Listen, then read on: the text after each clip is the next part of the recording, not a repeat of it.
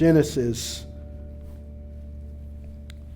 48 is where we are.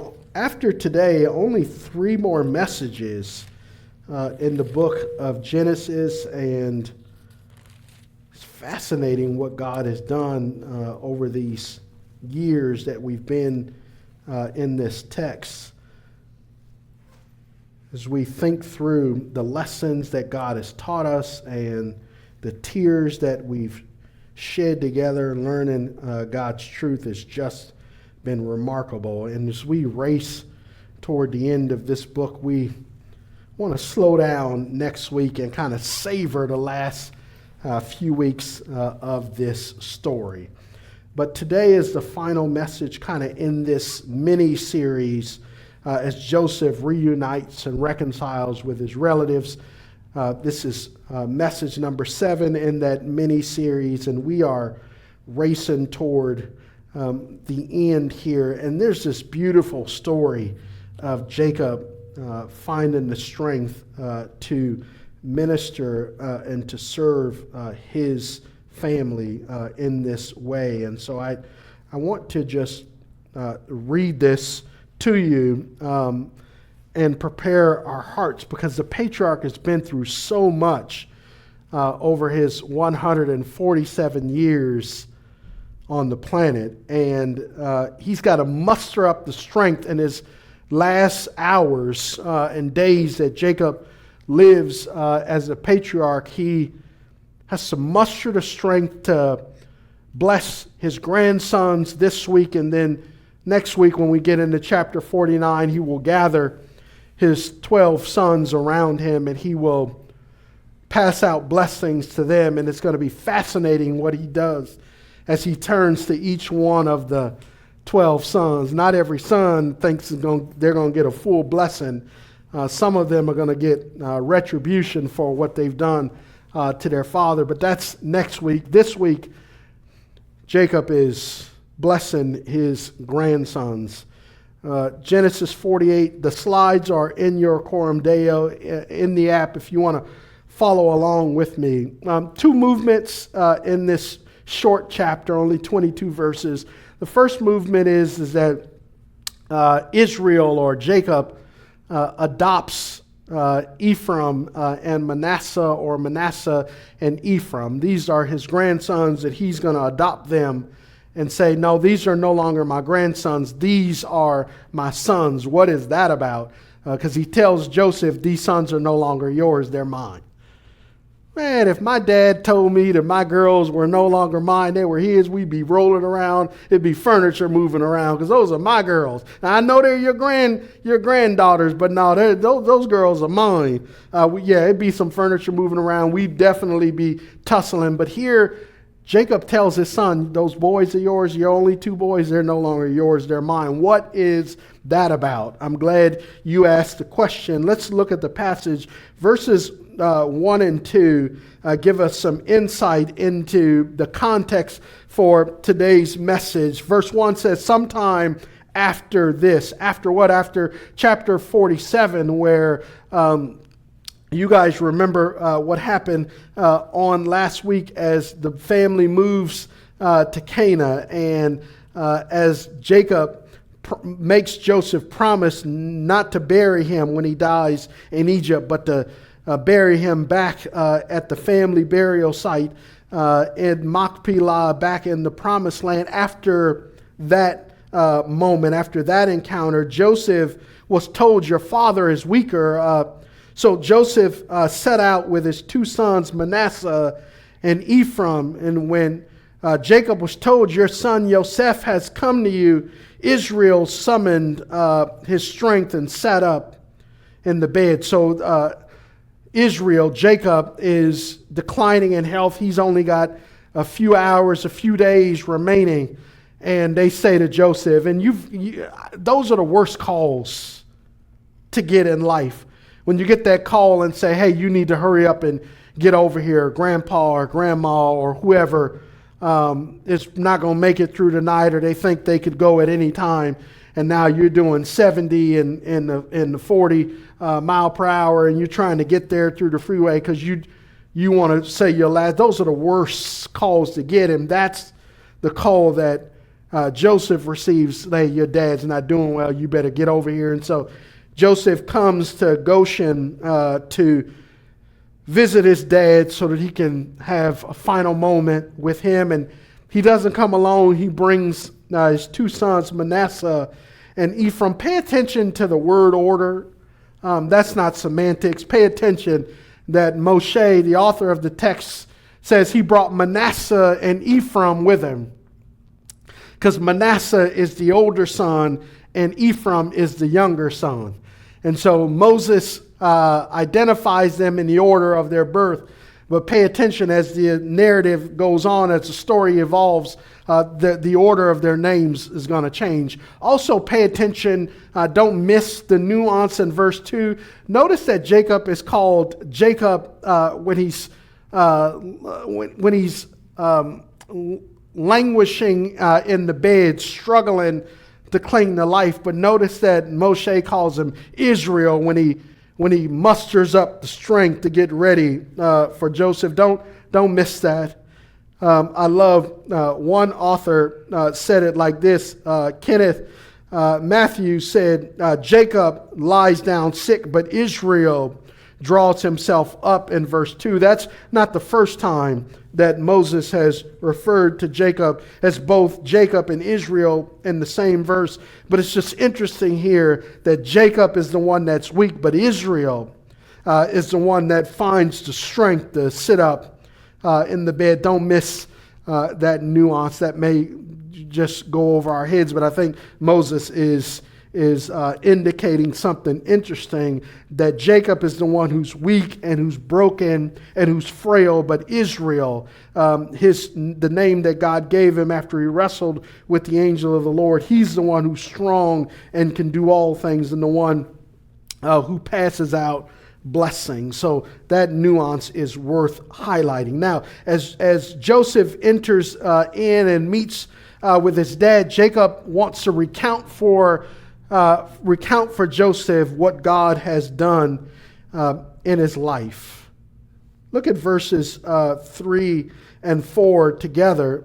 Jacob says to Yosef, he says, the El Shaddai, the all-sufficient one, the God Almighty appeared to me at Luz. And you guys remember Luz is the actual name for what Jacob later calls Bethel. Right? It was a place where Jacob in chapter 28, on his way to Haran, on his way to Mesopotamia to spend the next 20 years with family, it is Luz who Jacob renames Bethel. It is the house of God, because he has the dream of angels ascending and descending on a ladder. We talk about Jacob's ladder from Genesis 28. It is a ziggurat, and angels are ascending and descending on that ladder. And Jacob reminds Joseph that the El Shaddai met me at Bethel in the land of Canaan, and he blessed me, and he said to me, I will make you fruitful and numerous, and I will make many nations to come from you, and I will give this land as a permanent possession to your descendants. So Jacob is recounting for Joseph the story. And I'm sure that as kids, Jacob told these stories to their kids over and over again. But in his last days, in his last minutes, in his last moments on the earth, he reminds his beloved son about what God did in the past, because Jacob is going to leverage that as God's blessings were about land, offspring, and additional blessings. Jacob says, hey son, it was in that place where I first met God that he promised to bless me. Now I want to do a little bit of a timeout here, because last week when Jacob met Pharaoh, you guys remember he told Pharaoh that my days have been few. At that point, it was 130 years. He said, my days have been few and they've been difficult. And we kind of chronicled through Jacob's life, and we talked through, and we sketched out like 20 difficulties that Jacob had experienced throughout his life. But here, this week, as he's having this intimate conversation with Yosef, he says, hey, God made me some promises, and you know what? As I look back over my life, God's blessed me. So I began to think, how had God blessed him? So in your slides, there I sketched out 20 ways in which God blessed Jacob. We sketched the 20 hardships and difficulties that he had. Shouldn't we be faithful to mention how God had blessed Jacob? You guys have this slide, and it'll come up on the screen. How had God bless Jacob? Well, the first thing he did, he survived a multiples pregnancy and birth. Births in the ancient world were a flip of a coin. They didn't have prenatal care. They didn't have obstetricians and gynecologists. And so a woman could die giving birth, and there were a lot of complications giving birth in the ancient world. And so it was literally for humans a 50-50 chance during pregnancy that the child would be born okay and that the mother would survive. So it was even more precarious when there were twins and triplets. So the first blessing is that Jacob survives a pregnancy and a delivery with he and his twin brother in the womb of Rebekah. That's number one. And though conniving, number two, he obtained the birthright blessing from Esau. Remember, he exchanged the birthright blessing for a bowl of lentil stew and some bread.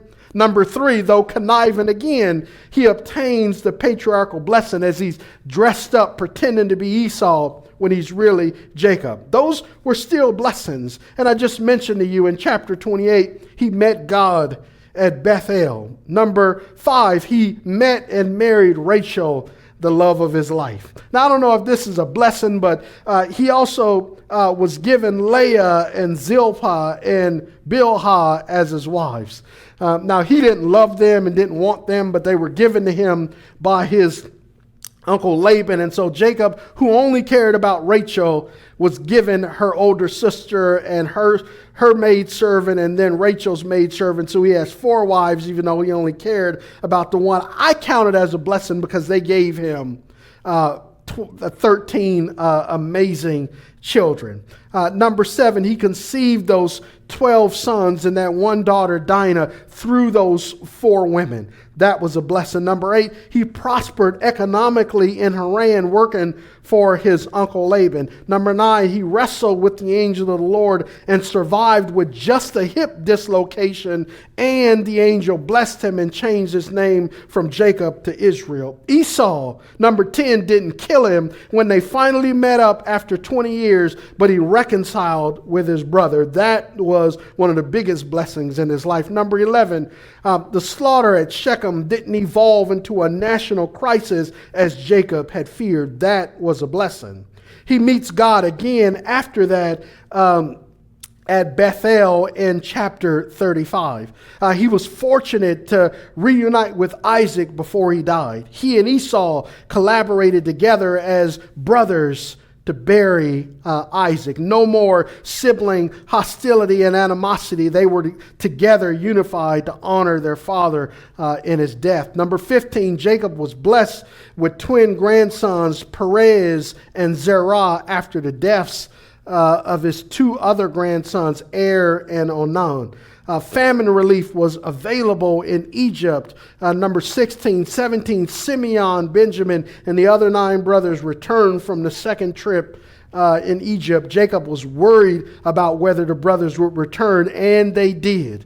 Number 18, Joseph was confirmed to be alive and was the prime minister of Egypt, one of the biggest blessings in Jacob's life. He was blessed with longevity, living 147 years. And here in chapter 48, he's lucid and aware and has his faculties enough in these final days to bestow blessings on his sons and on his grandsons. Jacob had been blessed. And there are probably some other blessings that I just missed, but it's not cool if we just talk about the hardships and the difficulties and then we don't turn right back around and talk about the ways that God has blessed us and kept us. That's not cool. So as we spent time working through his difficulties, we need to give adequate time to the ways in which God has shown up. And in your life like that too, if you're honest, you've had some hardships. You've had some difficulties. You've had some adversity. You've experienced some tragedy.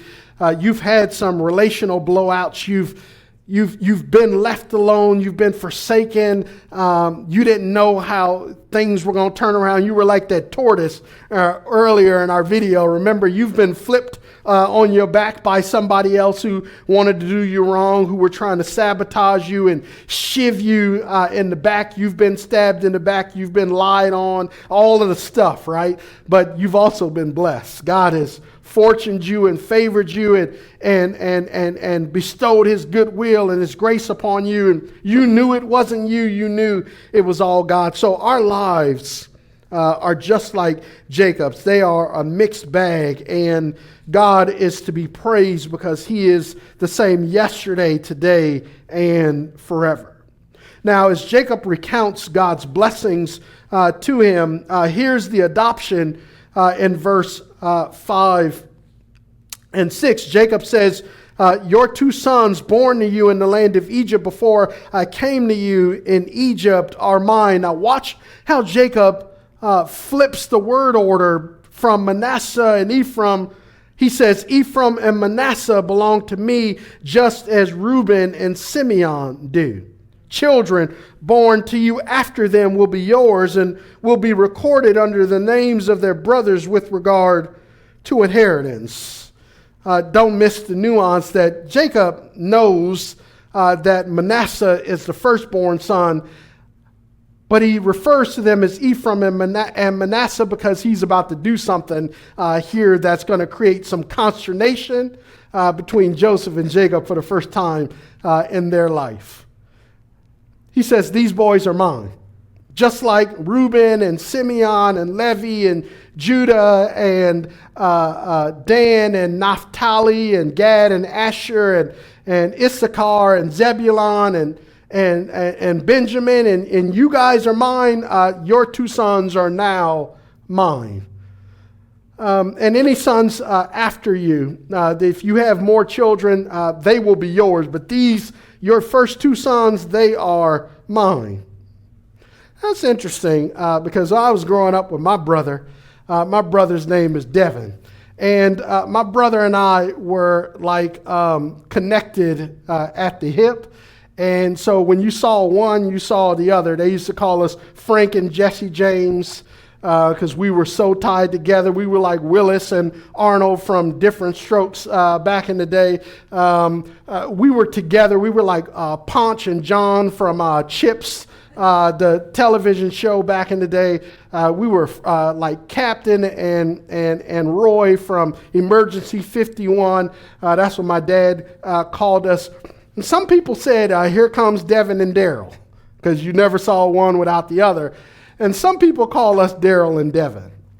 My brother's 11 months older than I am. We are Irish twins. The McKillian is not just our slave name. We've got Irish ancestral blood coursing through our veins because my great-great-great-great-grandfather was classified in the 1825 census in America as a mulatto.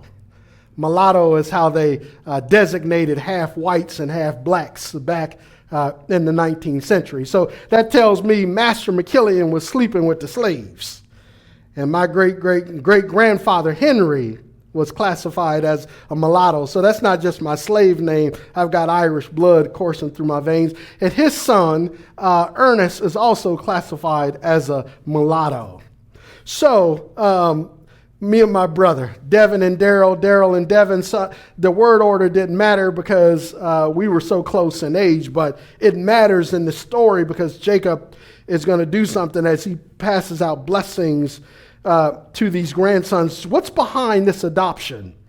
How does this grandfather adopt his grandsons to now become his sons? What is that about? You guys have been thinking it. Well, verse 7 gives the explanation. It's not clear, so I'll explain this. Verse 7. When Jacob says, when I was returning from Padan, to my sorrow, your mother Rachel died along the way, Joseph, some distance from Ephraim in the land of Canaan, and I buried her along the way to Ephraim, and that is Bethlehem. You guys remember that on the way back from Bethel, they lost Rachel as she was given birth to Benjamin. She died giving birth. Again, women died giving birth in the ancient world, and in this family, they lost Rachel. So Jacob's rationale for adopting his kids is simply this: hey, we lost your mom prematurely.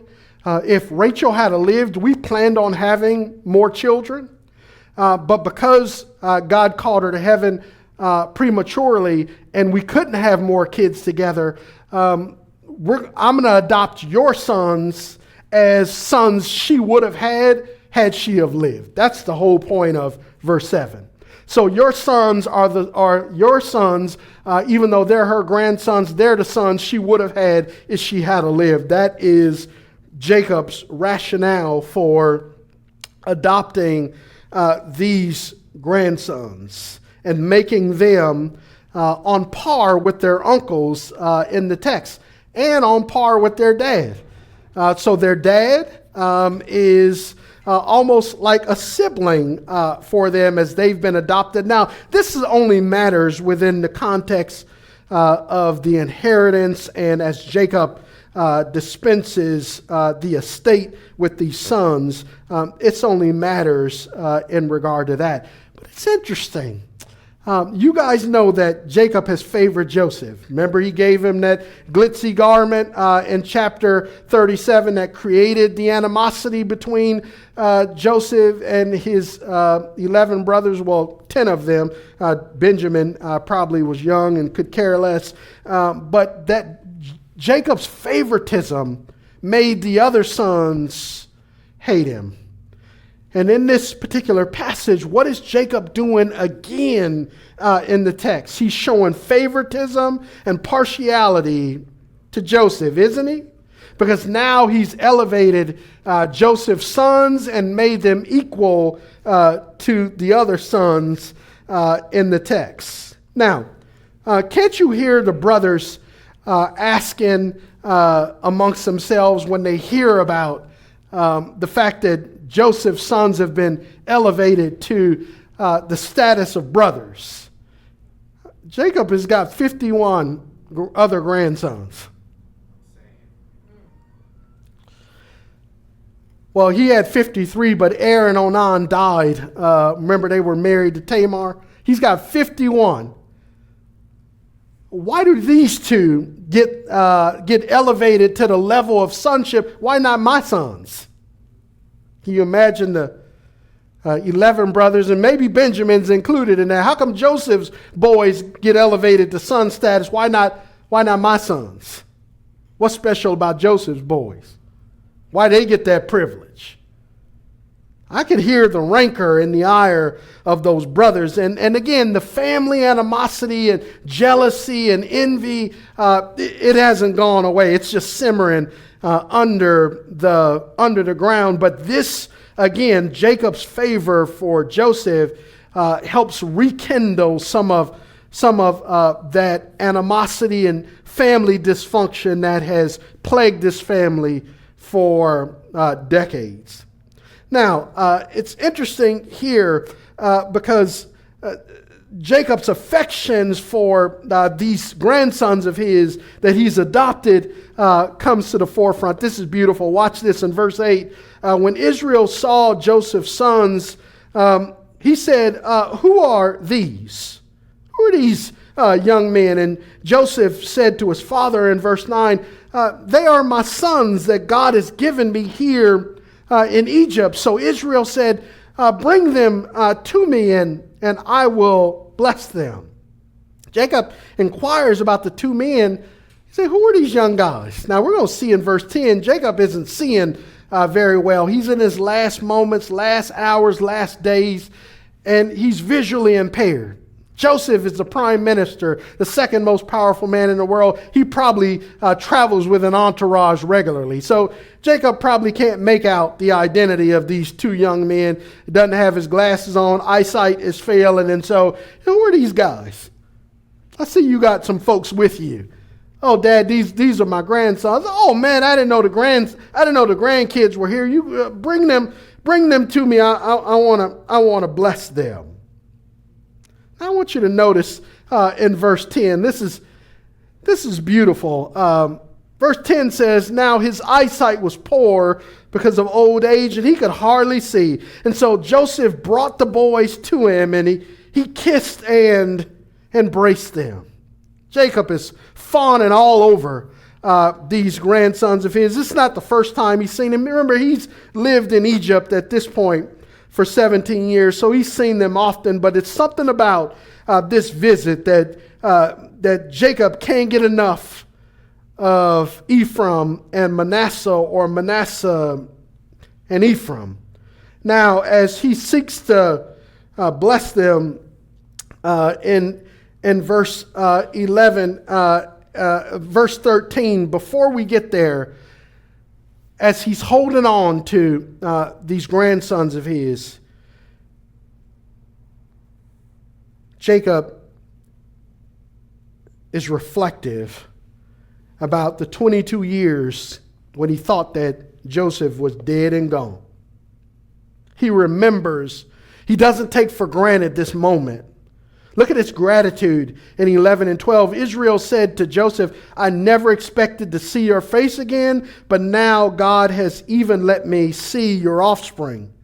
Then Joseph took them from his father's knees, and he bowed his face to the ground. Jacob is reflective, like, I can't believe that I have this privilege and this honor of seeing your face, and not only seeing your face, but seeing your offspring, seeing my great-grandsons. This is a day I never thought I would enjoy, because you were gone and we thought you had been killed by a wild animal, and I just never thought this day would happen. And Joseph, in verse 12, even though he's the prime minister, the second most powerful man in the world, he bows at his father's feet, paying his dad homage as the patriarch of the family.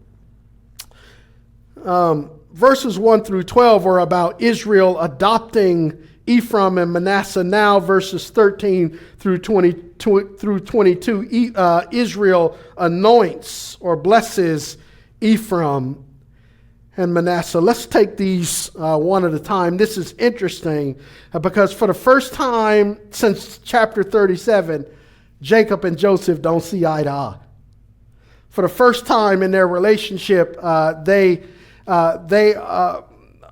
disagree with what is happening. Remember, Jacob's life is wrapped up in Joseph and in Benjamin, Rachel's sons. But here, there is a little antagonism around the blessing of these boys. Watch this, and we'll make some notes here. Verse 13, then Joseph took both of the boys, and with his right hand, he took Ephraim toward Israel's left, and with his left hand, Manasseh toward Israel's right, and he brought them to Israel.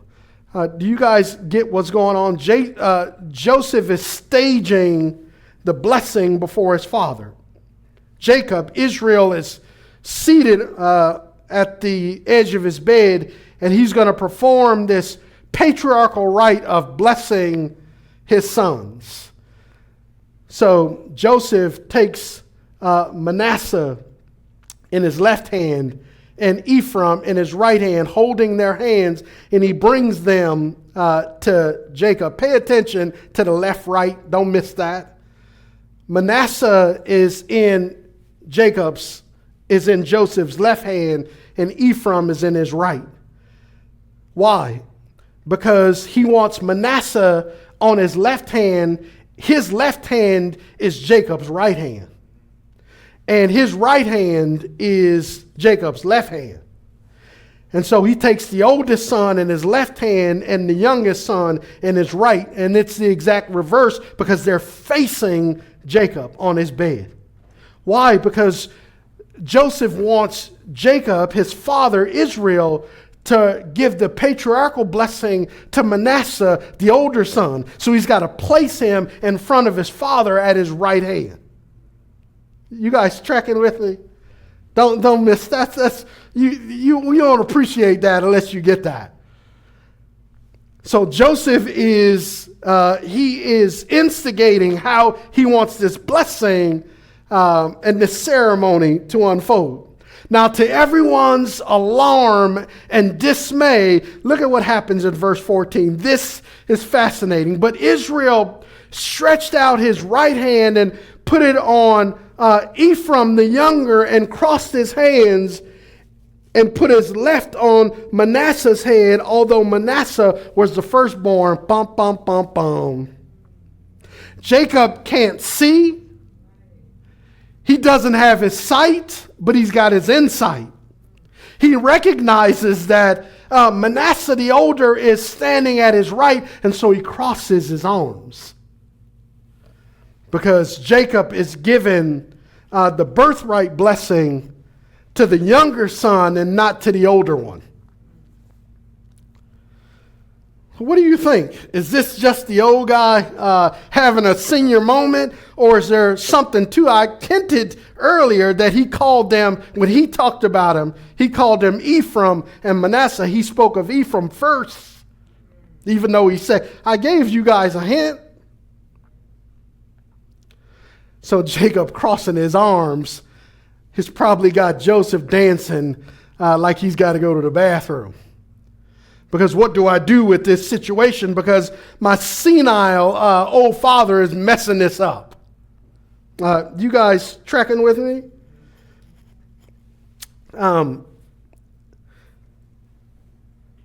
In chapter 4, we talked about, I'm taking you all the way back to like 2014, in chapter 4, when we introduced you guys to this idea, this concept in the ancient world of the primogenitor.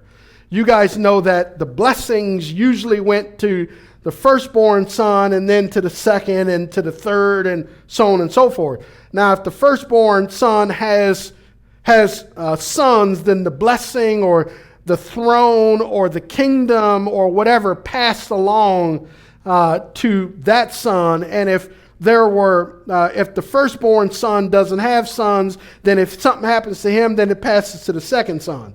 And we talked about the royal family in England just as an example, that King Charles is king, but Prince William is the next one in line for the throne. Prince Harry will never be king of England because Prince William has sons. So unless something happens to William and his son, Harry who's married to Meghan Markle, he will never be king because his brother has a son. That's the way it was in the ancient world. And so all throughout Genesis, God has been turning that conventional wisdom on its head. And we've marveled at that every step of the way, haven't we? Because from the very first story of brothers in chapter 4, God doesn't choose Cain, he chooses Abel and his little brother Seth, because when Cain kills Abel, the blessing passed along to Seth. You guys remember that Avram's first son, Ishmael, wasn't the son of promise, it was his second son, Isaac. Same thing with Esau and Jacob. Esau was the firstborn son. He was in line to get the birthright blessing and the patriarchal blessing, but Jacob connived and tricked and schemed him out of both. So Jacob becomes the son of promise, but it was already prophesied while they were in the womb that the older would serve the younger. God didn't need Jacob's trickeration in order for him to get the blessing, but Jacob decided to go about getting the blessing through nefarious means. You guys remember Jacob loved Rachel, the younger daughter, not Leah, the older sister. God chose Perez, the younger brother, over Zerah, the older brother. Jacob chose Joseph for the birthright blessing and not his firstborn son, Reuben. Jacob is going to choose Judah next week for the patriarchal blessing and not Simeon or Levi. And here in this moment, Jacob chooses Ephraim over Manasseh, and God's been doing that all throughout the story of Genesis. Now, Jacob averts the order and blesses Ephraim over Manasseh. Jacob is losing his sight, but he's again not losing his insight, says Victor Hamilton. Now, in verses 15 and 16, as Jacob pronounces a verbal blessing on them, as he's got his hands crisscross applesauce on his grandsons, he pronounces a blessing on them, first an invocation and then a benediction in verses 15 and 16. First the invocation, 3 statements and then 3 benedictions. The first one is, then Jacob or Israel blessed Joseph. He's blessing the sons, but he's speaking to their father, Joseph. He says, the God before whom my fathers, Abraham and Yitzhak, walked, the God who has been the shepherd all of my life, the angel who has redeemed me from all harm. So he acknowledges the God of his father and his grandfather. And then he says, number 2, in verse 15, that God has been my shepherd and has pastored me and guarded me and protected me and preserved me all the days of my life. He says, not only is he the God of my fathers, and not only has he shepherded me, but his angel, the angel of the Lord, has redeemed me from all harm. And every time Jacob got into some trouble, or every time Hagar needed to be rescued, every time there was peril in Genesis 22, when Abraham is going to kill Isaac on Mount Moriah, the angel of the Lord shows up. When Jacob is all alone at Bethel, the angel of the Lord shows up. The second time in chapter 35, after the slaughter at Shechem, and there's potentially a national brouhaha on the horizon, and the Canaanites would be against the Israelites because they had slaughtered the Shechemites, the angel of the Lord shows up. When Jacob is going to meet Esau and he thinks that it's going to be World War III. What happens on the way to meeting his brother Esau? The angel of the Lord shows up and Jacob wrestled with him all night. Jacob says, every time I was stuck between a rock and a hard place, every time I was out of the fire and into the frying pan, the angel of the Lord showed up. He did so for my grandfather. He did so for Hagar, and he did the same thing for me. And so he blesses God and acknowledges the way God is showing up in his life, either as God himself or sending the angel of the Lord. And so that's his invocation. Now, 3 benedictions. There were 3 invocations. There are 3 benedictions, and they all begin with this may, as he pronounces these blessings. Verse 16, he says, may that God who has been the God of my fathers, that God who has shepherded me from in all the days of my life, that God who has sent his angel to redeem me from all harm, may he bless these boys, Ephraim and Manasseh, number 1. Number 2, may they be called by my name and the names of my fathers, number 2, and Abraham and Yitzhak, and number 3, may they be numerous within the land. Jacob's blessing that he pronounces over his grandsons is a phenomenal blessing. That they would be known, blessed, and that they would be prosperous and become a great nation in the land of Canaan. Now, after Jacob pronounces this beautiful blessing over his grandsons, Joseph has got what we call in Yiddish, my wife, my mother-in-law, they speak Yiddish, which is a form of Hebrew, but there's this word called spilkies. And spilkies in Yiddish is when you've got sort of ants in your pants, or you're sitting on pins and needles and you can't sit still. Our kids had spilkies all the time. They were moving around and up and down, and they just were fidgety and just, bouncing around. Like, oh my God, so-and-so's got spilkies. Well, as Jacob is pronouncing this blessing over his sons, Joseph is standing there with spilkies, because he's disturbed greatly by what is happening in front of him. This is not the blessing he wanted for his boys. So then what are we going to do about it?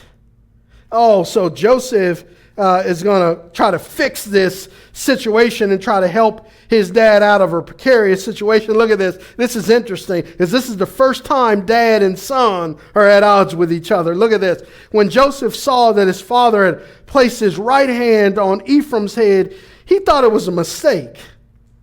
The Hebrew text says it was evil in his eyes. This was displeasing. This is bad. This is unacceptable. This is ra in the Hebrew text. This is evil. My dad is doing something bad here. And so he took his father's hand and moved it from Ephraim's head to Manasseh's.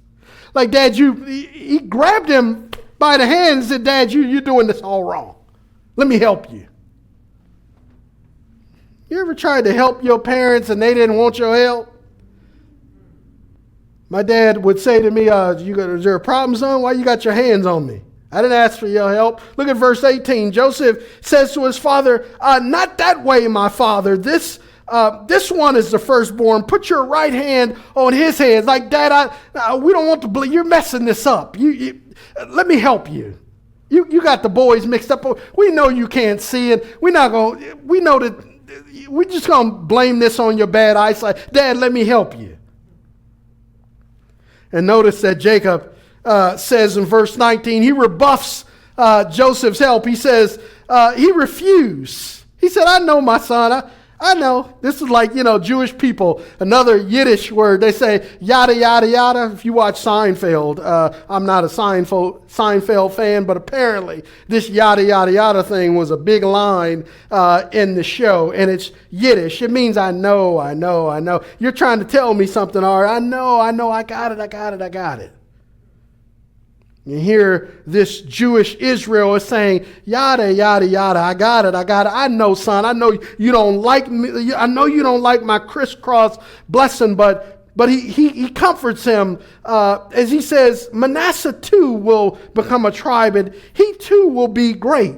Nevertheless, the younger brother will be greater than Manasseh, and his offspring will become a populous nation. So he blessed them that day, putting Ephraim before Manasseh in verse 20. And when he said, the nation of Israel will invoke blessings by you, saying, may God make you like Ephraim and Manasseh.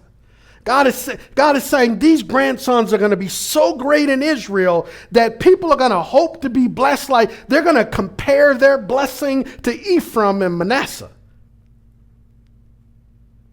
So son, don't worry about your oldest son. He's going to be great too, but he's not going to be as great as his little brother Ephraim. Now I hope that this was some consolation for Joseph as he's disturbed about this blessing. Now, if you guys are paying attention to this story, this harkens back to Genesis 27 in your mind, doesn't it? Let's look at this excursus on Isaac and Jacob's contentious, contested, confusing conferments of blessing, because there are elements in Genesis 48 that mirror very closely elements in Genesis 27 in your mind, don't they? I've given you this chart. Here are the similarities. The patriarch in Genesis 27 was Isaac. The patriarch in Genesis 48 is Jacob. Both patriarchs had partial blindness and were declining in health and in strength. The competitors for the blessing in Genesis 27, it was this Jacob with his twin brother Esau. In this text, it's Ephraim and Manasseh. Their birth order is Esau, then Jacob, and here it's Manasseh, then Ephraim. The son that gets blessed is Jacob in this text, and Ephraim, Jacob in 27, and Ephraim in this text. There was also a dispute about the blessings in both texts. In chapter 27, Esau disputed with his father Isaac and said, "Dad, you've mistakenly blessed my brother Jacob, who's been masquerading as me. Dad, don't you have a blessing for me?" And here, the disputer in this text is Joseph on Manasseh's behalf. You guys see the echo in Genesis 27 and 48? I think Moses wants us to connect those two scenes and how in the blessings they're both contested and contentious, confusing and disputed. It's interesting. Last two verses, as Jacob awards a special blessing to Joseph. Notice that the blessings just keep piling on as Israel or Jacob just continues to dote and fawn and particularize Joseph. Look at 21 and 22. Look, Jacob says to Joseph, "I'm about to die, but God will be with you and will bring you back to the land of your fathers." I was talking to Angela earlier, and we're talking about that. Jacob is saying to Joseph, "Hey, son, I know you're prime minister in Egypt. I know you're the second most powerful man in the world. This isn't home. We've been here for 17 years, but we're just aliens, and we are immigrants. We are outsiders. We are foreigners here. This is not our home. God's going to bring you back to the land of your fathers. Don't let our people get comfortable here. This is not home. This was a safe haven for us to survive the famine, but that famine ended 12 years ago. Eventually, God's going to bring our family back to Canaan. Don't get comfortable here." Then in verse 22, here's the gift. Over and above what I'm giving your brothers, next week, I'm going to give you one mountain slope that I took from the Amorites with a sword and bow. Now, in the Hebrew text, the gift that God has given him is not a mountain slope, it's Shechem in the Hebrew text. God says, "I'm giving you Shechem." And you remember the slaughter of Shechem. Remember when Dinah was raped and sexually assaulted at Dinah. And remember that Simeon and Levi killed all of the Shechemites for what they did to their little sister. Now, in chapter 34, Jacob had bought a parcel of land, but once the brothers had killed all the men from Shechem, the whole land of Shechem, in essence, belonged to Jacob and his sons. And here he gifts the whole city of Shechem to Joseph. Now, what's interesting is when you read Joshua 24, when they bring Joseph's bones out of Egypt 400 years from this moment, and they return to the land of Canaan, in chapter 24, Joseph is buried. His bones are buried in Shechem because Jacob had given him that city right here in Genesis chapter 48. Here's the Coram Deo. Here's how we live this out in the presence before the face of God. I love this. Will we dissent or consent with God about His blessings when they're conferred upon us in ways that are different than we expected? Will we do that? There are times when God's blessings, His favor, and His fortune, they come crisscross. And they don't come the way we expected. So will you dispute with God because, God, this doesn't look like I thought it was going to look. This doesn't smell like I thought it was going to smell. It doesn't look like I don't get the sense of, this isn't the city that I thought my blessing was going to come in. Will you dissent, or will you just say, God, my bad, I didn't understand how you were going to do this. I'm all in with what you're doing. Or will you be like Joseph and say, not like this, God. God, don't move your hand. Do something different. Will you dispute with God about His blessings, or will you just get in line and say, okay, God, I misunderstood? Will you dissent or consent with God's blessings? And I think if we're honest, sometimes we're like Joseph in the text. God doesn't show up the way we want. It doesn't look, smell, or feel like we thought it would feel. And so we're like, God, are you sure you're doing this? I really didn't want this. I really wanted that. I know I'm like that, so maybe this is preaching to me. I hope that after Genesis 48, we'll say, Lord, I want to be like Joseph in so many ways, but not like the way he was in chapter 48. He wanted the blessings his way. And God doesn't always bless us the way we want. And so may we say, God, however you confer and bestow the blessings in my life, teach me how to get on board and get behind and embrace however you confer the blessings in my life. Are you with me? And then number 2, until our dying day, let us hold fast by faith to the promises of God, especially the promises that will be fulfilled beyond our lifetime. Jacob is in his last moments, and all he's thinking about is the family going home. He's not going with them, but going home is on his mind. This promise is going to outlive me. So what are the blessings that aren't going to be fulfilled in your lifetime? What are the promises? What are the dreams and the destinies that God has given you that your kids and grandkids and great-grandkids are going to realize? What are those? And may you talk about those and rehearse those and restate and mention again and again and again until your dying day, so that your kids and grandkids and great-grandkids never lose sight of the vision. Joseph is listening to his dad focus on the future he will never enjoy. But it shows how important it is for Joseph and these 2 grandsons to carry on that vision forward.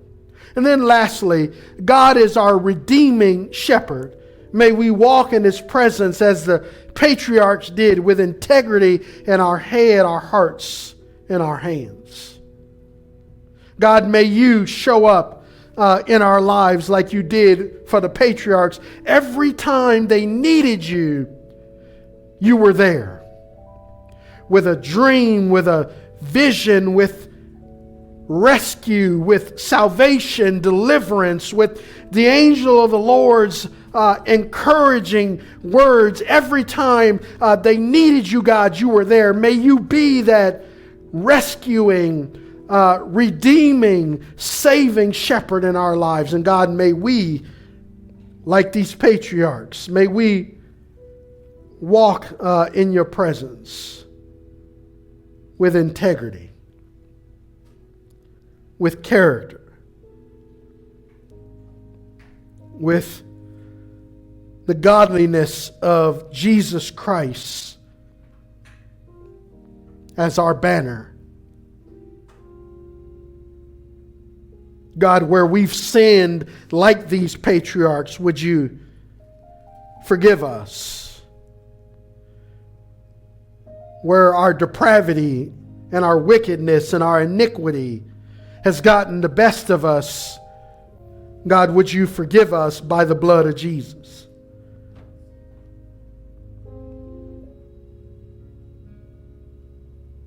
Jesus, you took our pain and our sorrow and you made it your very own. So we stand amazed in your presence. How marvelous and how wonderful, and my song shall ever be. How marvelous and how wonderful is our Savior's love for me. So Jesus, we thank you for who you are and for showing us how to age with grace and with the promises of God on our mind and the blessings of God on our lips. Show us how to age and get better and not bitter. God, we love you and we thank you and praise you in Jesus' name. And everybody said, amen.